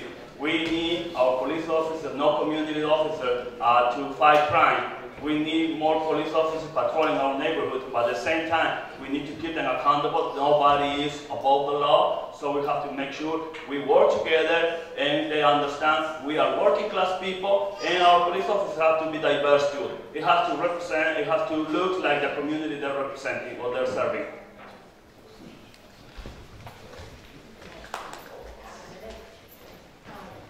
So, community policing is very near and dear to my heart. So I mentioned I'm from San Jose. My family's from not originally from San Jose. They moved here in the 60s. And we're really active in establishing district elections, which we're enjoying today, and community policing. San Jose used to be a very different place, where community members used to have to follow the police and document things. And by having community leaders, religious leaders, and elected leaders come together, we created this community policing model in the 80s. And my own experience with it, I used to manage an after-school program on Willow and Vine back in the 80s. It was a long time ago. And we had a drug dealer and pimp above us. And I would go and I would talk to the police officer that covered our area, and he'd say, "Too bad, you chose to be here." Right? So as he retired and the new guy came on board, he actually worked with us. And we'd say, "This is what's going on, this is when it's happening," so that he could get the information to act on it. That is community policing. Today, fast forward to 2018, our police officers are so short-handed, they don't have the time. I have an extra minute. So, Yeah. I just want to let you first, so we're going to actually have John to speak, and then you'll get your minute. Oh, okay. That we don't have people to respond to the calls. They don't have the time to sit down and have lunch with some people because they're managing all of the emergencies that are going on that lead to 20 and 40-minute long wait times for emergencies. So I'll go ahead and postpone and take my next minute. Thank you. So I personally believe that our San Jose Police Department, they care about our community, they care about our residents, all of us, regardless of what we look like, what gender we are, what ethnicity we are. That was demonstrated by the last meeting that they had at the Washington Community Center. I was the only District 7 candidate to attend that. We had Chief Garcia, we had Commander of the Western Division, Tommy Choi there. We also had about 40 of our San Jose police officers in attendance. And that meeting was specifically to address the concerns of the residents about how the police treat our citizens, how they treat people in San Jose. They sat us down in small groups, and they allowed us to open up our hearts and tell them exactly how we felt. Some people, condemned them and said they were terrible, and they were brutal, and they were mean. Most of the people in that room said, "Thank you very much. You've been very compassionate, you've been very helpful, and by listening to us, we expect real change and continued change." We have very progressive policies in our police department. That's evident by San Jose having a tactical considerations policy, L2602.5, in the police duty manual. Look it up. It shows how they are supposed to engage, with when there's a crime, what level of force is used. That's very progressive. No other department has that. Well, some do. San Francisco has that. I take that back. But very little departments do have that. And they have that because they care about us. Now, the problem is they're understaffed. District 7 is home to Police District Lincoln. We have 33% more crime than anywhere else in the city. 16,000 calls for police response every year. 4,000 more than anywhere else. We have one extra police officer to deal with that for a total of 7 officers to deal with 16,000 crimes. That's why we need more police and we need to support them. I love our cops. Thank you very much for their service and dedication to us.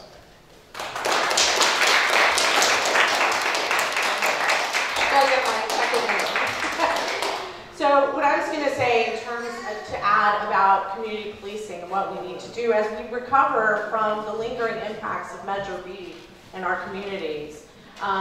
So 2 things. One, I think that the most important thing that we can do as a community is to attract and retain well-qualified, highly educated, highly trained police officers in our community. That's number one. And San Jose has a very high bar. And in order to do that, we need to become the type of community that those people want to work in and not go work in Mountain View or Campbell, where they frankly have it a lot easier, right?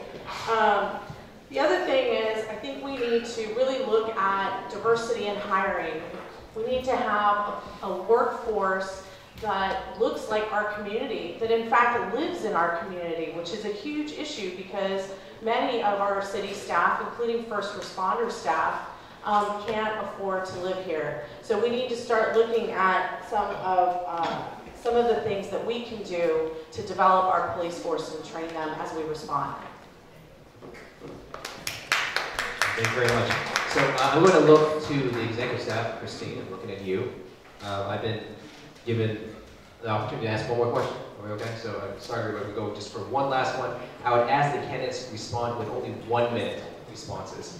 And this is a very pertinent question because it concerns the building we're currently in. What is your vision for the Vietnamese American Community Center, and how do you intend to accomplish that vision?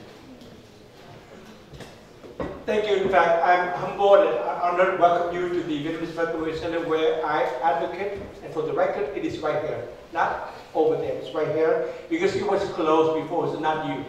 So turn to good news like today. This is historic.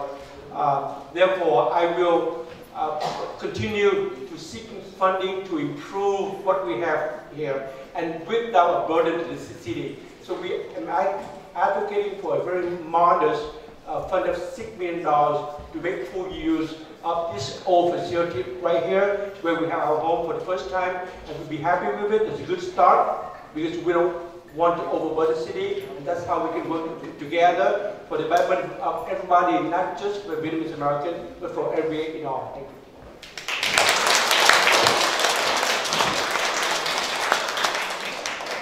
I think our community deserves something bigger than this community center. I think what was promised to us, 10 years ago, wasn't promised to us. And Kelly Park has a fantastic spot for next to the Vietnamese cultural garden there, and we really deserve something like that. It's, we are the second, we are the largest Vietnamese population outside of Vietnam, and the redevelopment agency money dried up. So as council member, I'm going to seek private investment from donors in order to achieve that. I know the city has its budget, but there's you need some outside of the box thinking. I think that's one way to help get the conversation going to get a bigger community center. So that's my goal as council member, to seek private investment and get some partnerships so we can get a bigger community center. Well, I agree with Council Member Tan Nguyen and Thomas Duan. We need to make sure the community center is fully funded and stays open. Make sure they don't run out of money. The question is, how are we going to do that? Are we going to continue taxing homeowners? I mean, we are sick already that every year we get taxed to homeowners for everything. When the city wants money, they tax homeowners. So the reason I'm running without taking corporate money, the reason I want to have a grassroots campaign and being supported only by the people is because I want to represent people, and we need to get the money from big corporations that are not paying their fair share.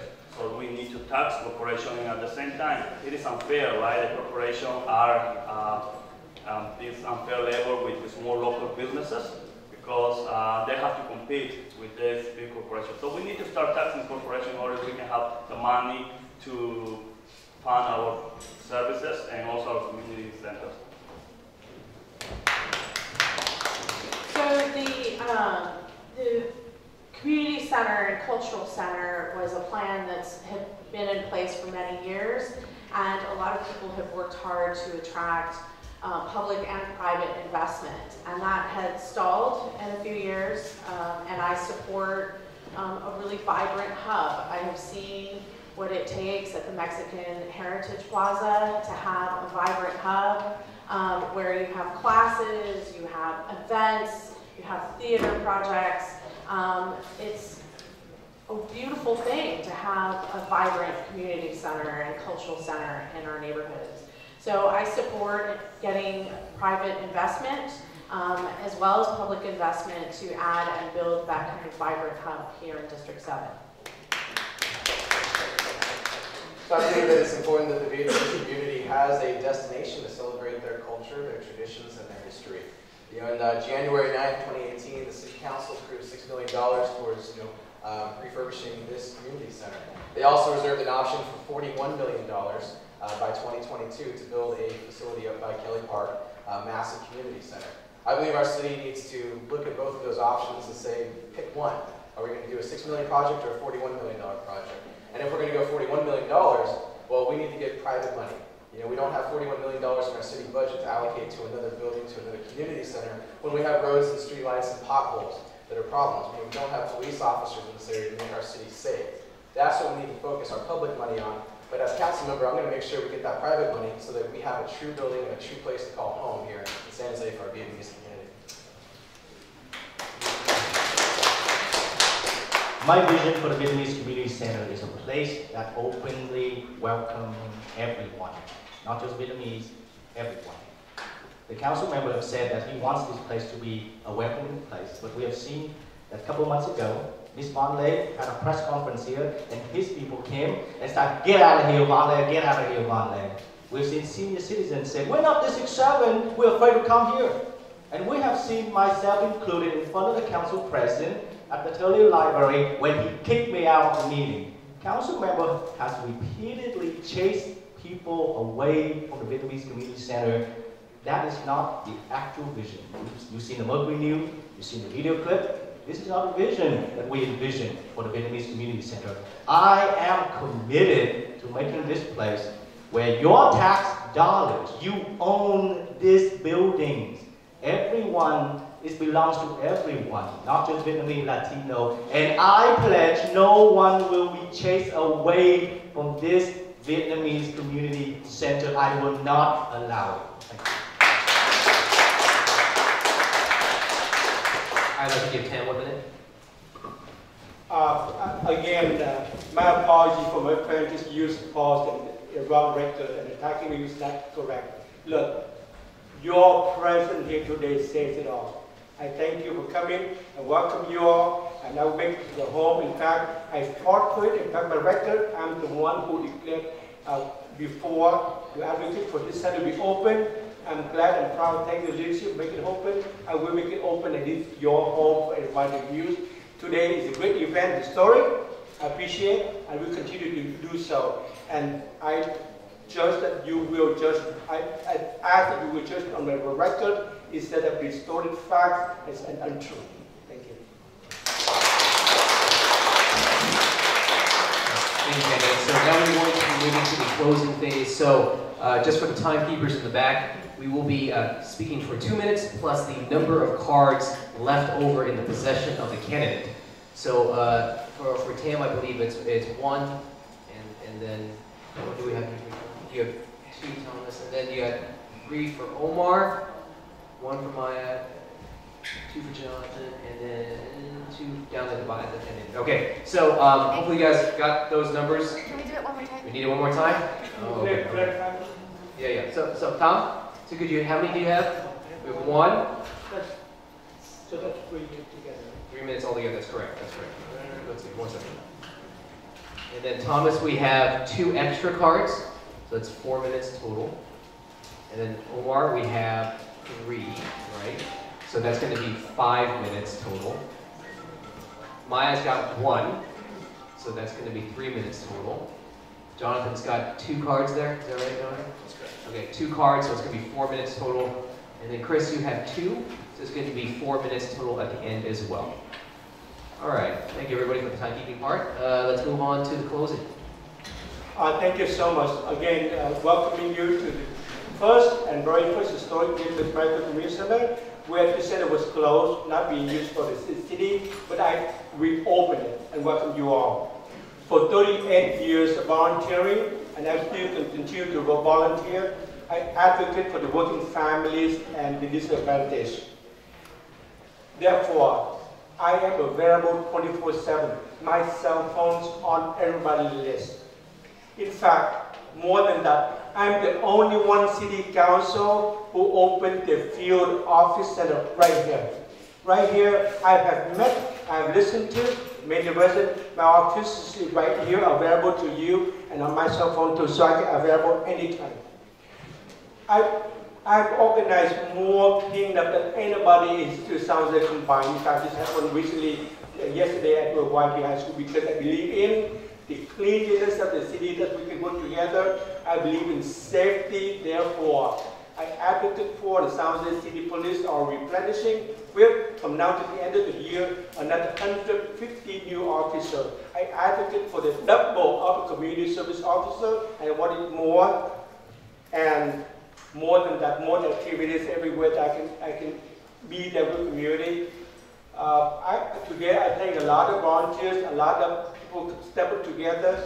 We survived the flood, we survived the fire. I helped part of advocacy to bring in actual deliver private money, not just talk, but actually deliver $5 million to help the flood victims. I advocate for and deliver actual brand new home for the 5 victims of the mobile park fire last August. So I continue to be an advocate, to be a volunteer in the community. I would like to seek your support for me to finish what I've started. That is to keep the district, an advocate for district, to be safe and clean. And therefore, today, again, I really thank you for coming. It's very historic. I thank you, VAR, for taking up the leadership. Thank you for all volunteers. And I remember this day for another 10 years down the road, for the history that we together are making history. This is the first time ever we have this debate on leadership. I welcome my friends to continue what we've done before, and I would like to support you in the future to continue what we do, advocate for our community, advocate for the diversity community, and I welcome you all to our home, the Vietnamese American Center, the first one ever, and thank you for all for your support.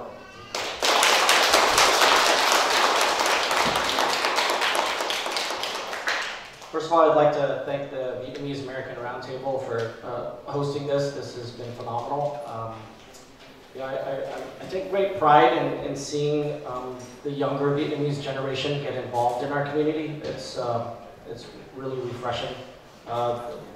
Groups like VAR and Vivo getting involved, and I think it's time for my generation, the 40s and 50-year-olds, to step up. You know, we were raised younger to grow up and become engineers and doctors, and so, you know, becoming politicians just probably wasn't on our plate from our parents back then. So this is, you know, I'm stepping up because I feel like, you know, there's a need for leadership in our district, not just in the city of San Jose. I'm running not as a Vietnamese candidate, I'm running as a candidate from our community. I was raised here, I grew up here, I went to school here. When I go talk to residents, I knock on some doors in Silverdale and I tell them I played kickball right on the very house that they live on right now. It's, you know, and when I knock on doors, I greet people and I talk to my moms of students that I went to school with. So it has a very personal tie to me to be able to, you know, vie for this seat and represent this district, because this is where I come from. You know, I'm very proud to say that I grew up here and that I went to school here. And I really want to represent our community as a whole. You know, it's been too divided. You know, there's talk about Latino and Viet, but, you know, the people on my staff, half of my staff are Latino and half are Viet. So we are trying to build coalitions. We're trying to bring this community together. It's just been too, you know, divisive over the past. And I think that, you know, it's time for leadership to build coalitions. I've been supported by the Chamber of Commerce, but the people on my staff are all progressive. You know, my campaign manager is progressive. I've been endorsed by Margaret Abekoga, who's a progressive leader. Yoshu Chida, who's a legend in San Jose. Wes Mukuyama, who's also a legend in San Jose in terms of fighting for social justice and people's rights. So I'm trying to build coalitions so that we can come together as a community. We can tackle the problems that are facing our district today, and they're pretty big ones. You know, affordable housing, you know, people talk about it, but how do we really fix it? You know, so it just isn't going to be fixed overnight, and the homeless issue isn't going to be fixed overnight, but we cannot brush it under the rug. We cannot call Caltrans to have them move away because they'll just come right back. We need real, tangible solutions. We need leaders who are courageous, who will not crumble to special interests from people. We need someone who represents our community that's from here, that's raised here. So I'm asking for your support. I've committed myself to service in the military for 10 years, and I want to commit myself to public service now. So thank you for your time. Thank you for taking time out of the day to listen to us for 2 hours talking about issues that are important to you, but I really appreciate the time that everyone's taken to come out to listen to us. It really means a lot to us. Thank you.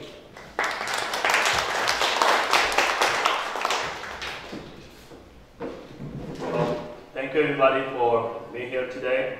I know it's a beautiful day. You could be outside in the park with your family, with your kids, but you decided to be here today because it is important for you.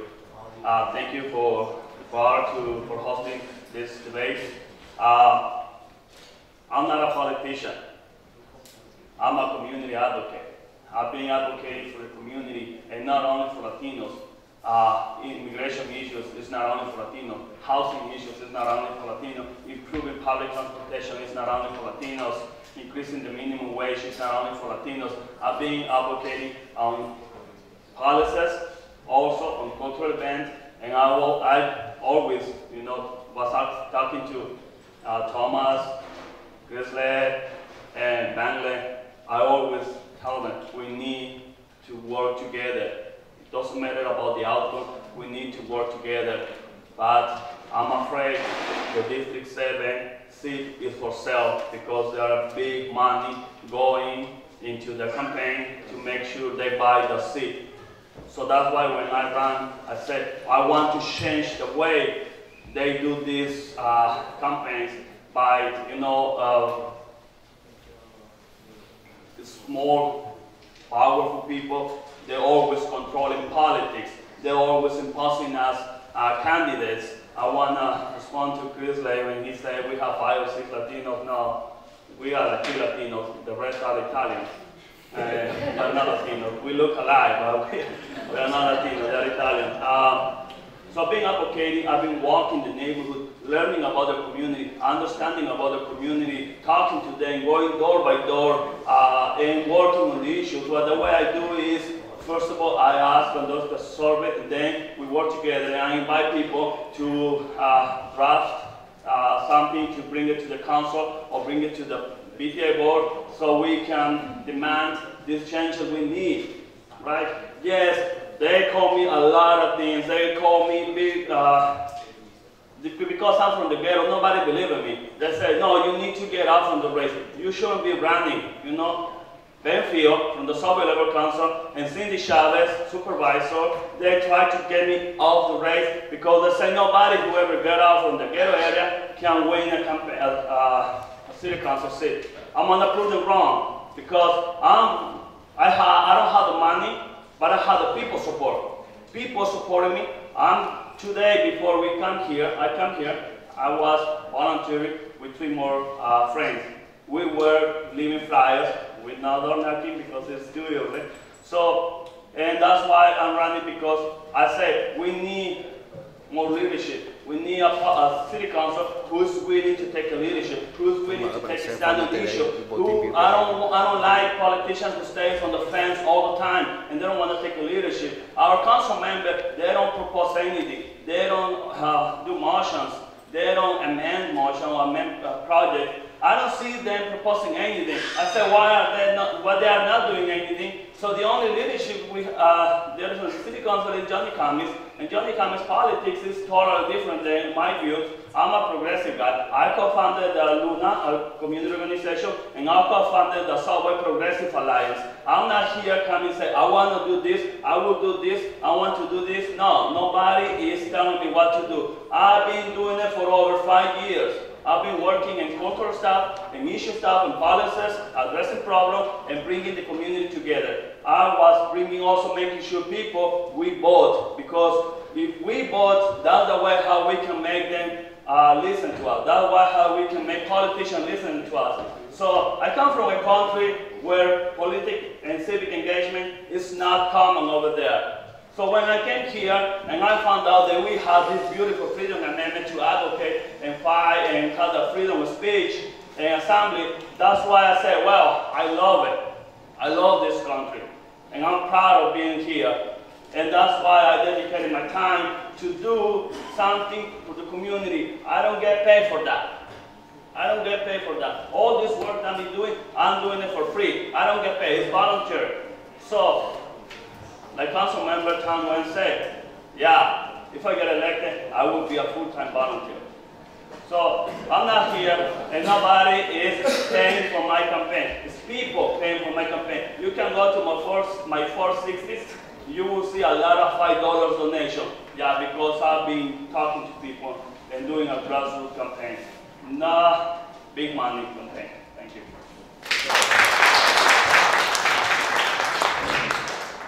Thank you to the VAR and all of you for coming out here today. It's been a pleasure, and I will stay if you want to talk. And I'm happy to come out and to your homes and talk with you to work together on solutions. I'm running because I have a track record. I've been doing things. I've co-founded organizations. I've worked in organizations. I've done a lot of volunteering over the years. But I've been frustrated that we don't have a council member doing the work that we need done in this community. That's why I'm running. I'm running to work with you together to get that work done. We need a change, and that's why I'm running, and I'd appreciate your support on June 5th. Thank you.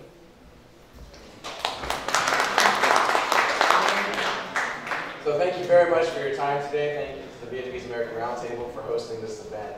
Our district has been neglected for many years now, and the numbers show it. We have the most illegal dumping hotspots in the whole city. We have the most crime in the entire city. Our roads are the worst. Our people do not feel safe. We have to come together. We have to unify. We have to unite. All of us, every single one of us. And with one voice, we have to stand up and demand more. We deserve better. All of this boils down, all the problems that we have come down to two things. We're not unified, and we don't have representation at City Hall. This June, you're going to be presented with a choice. You're going to have a choice to vote for one of the 7 of us up here. I really ask you and beg you, please vote for me. I'm going to change things. I will make a difference. The definition of insanity is to do the same thing over and over and expect a different result. So why would you vote for an incumbent when things are so bad here right now? District 7, we have a history of this, ladies and gentlemen. We have decades of poor leadership. District 7 council members, the last few council members, have stolen hundreds of thousands of dollars. They have done cocaine. They have gone to prison. They've been recalled. They've been disbarred from practicing law in the state of California. Why are we electing people like that? Why don't we elect somebody with, fortitude? Why don't we elect somebody with morals? Why don't we elect somebody who cares about the people and not the special interests? Divisiveness, deception, that's ruled our district, and that needs to change. Candidates say that they care about you, but in reality, they only care about the puppet masters pulling their strings. Puppet masters being the special interests, or the people donating thousands of dollars to their campaign. What about us? What about the people that can't donate money? What about the people who are working multiple jobs? Where's their voice? Why don't we elect somebody like that into office that cares about us and will voice our concerns, the concerns of the residents in the neighborhoods? We need a change. My wife and I want a better future. My little daughter right on cue there. And your families as well. We need higher paying jobs. We need improved safety, more housing, clean and safe parks. We need to eliminate the bureaucracy at City Hall, and we need to be treated as equals. So I graduated Santa Clara University. I started out in political science. I thought it was too easy, so I transferred into mechanical engineering. Interesting situation there. I was the youngest lead architect in my company's history, and I received an award from U.S. Senator Mark Udall for saving American lives in combat through my engineering design. Like I said, I was the youngest lead architect on a multi-billion-dollar program, and that's important because our city budget is multi-billion. So that means I have experience dealing with many teams, many persons, many contractors. I have a lot of experience with that, and I was the best at what I did. And I'll be the best as our city council member. 9.5 years ago, I was told I'd never walk again. I was hit by an 18-year-old drunk driver. He rear-ended me while I was completely stopped. Doctor said it would be impossible to walk again. Well, here I am. After that, I started our neighborhood association, the Center Monterey Neighborhood Association, because I wanted to get our community engaged. I wanted them to become more civically active. I wanted to improve our relationship with San Jose Police Department, because that's what our residents wanted, that's what they needed, and that's what they got. I then started up our District 7 leadership group because we needed to come together, and we still do, with one voice. I was then elected into the Neighborhoods Commission, and I was elected vice chair of that commission, to ensure that all of us have a voice and are represented in that commission on some level of City Hall. So, people say that change is impossible in our district. My hero, Muhammad Ali, he said, "Impossible is just a big word thrown around by small men who find it easier to live in the world they've been given than to explore the power they have to change it. Impossible is not fact, it's an opinion. Impossible is not a declaration, it's a dare. Impossible is potential, impossible is temporary. Impossible is nothing." Let's do the impossible. Vote for me in June. Thank you.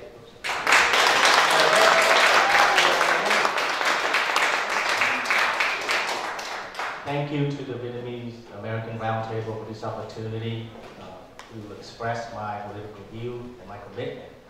I will never set the field office in this place. My field office will be at the Starlight. Because if I set the field office here, people will say, oh, this is Chris Lee territory.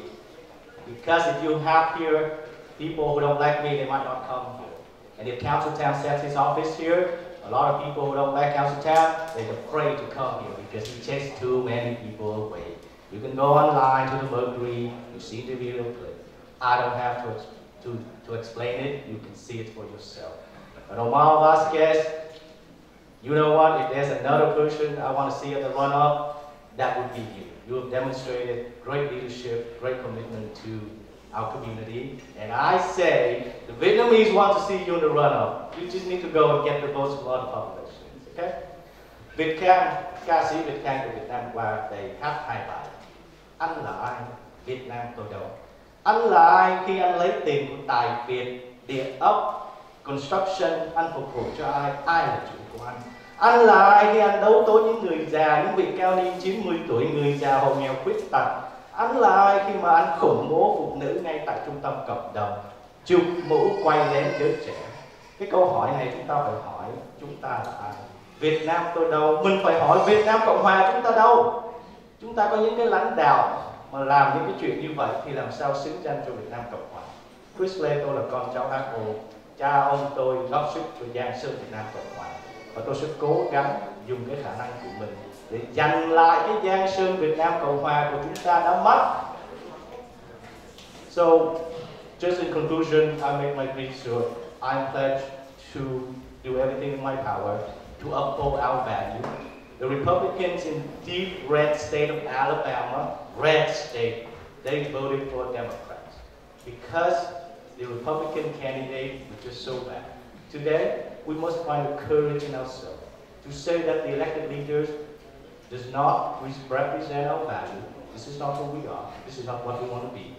And I hope that you have the courage in your heart to make the decision to set the future of our district and our residents. Thank you. All right, thank you, everybody. And I did want to, continue the sentiment. Thank you for the Vietnamese American Roundtable for setting this all up. I know they continue to do great work in the community, and this is just another example, a fine example of bringing community to their leaders to let their beliefs be known.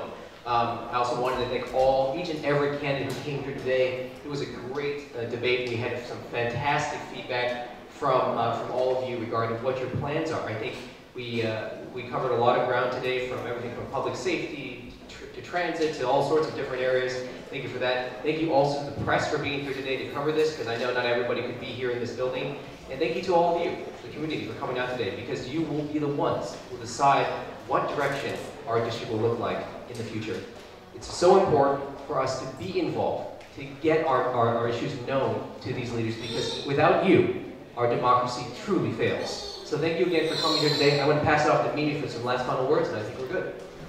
So thank you first to Nick and Asian Law Alliance for supporting us today and moderating this nonpartisan panel. Thank you so much, Nick.